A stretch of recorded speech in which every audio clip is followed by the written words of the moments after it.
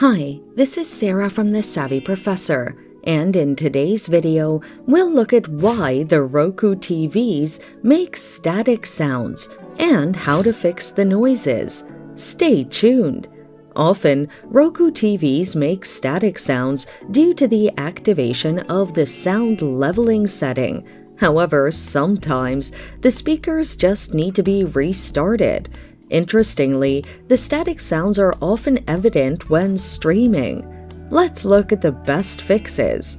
Turn off sound leveling. While streaming, press the asterisk button on your Roku remote to pop up a volume mode menu.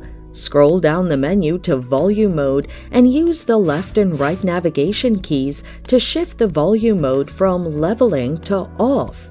Note that the asterisk button is assigned a different function on some streaming channels.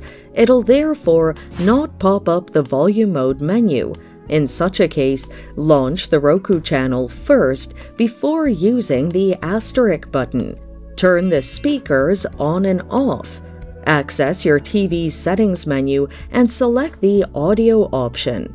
Go to the speakers option on the audio menu and select off to disable your TV speakers.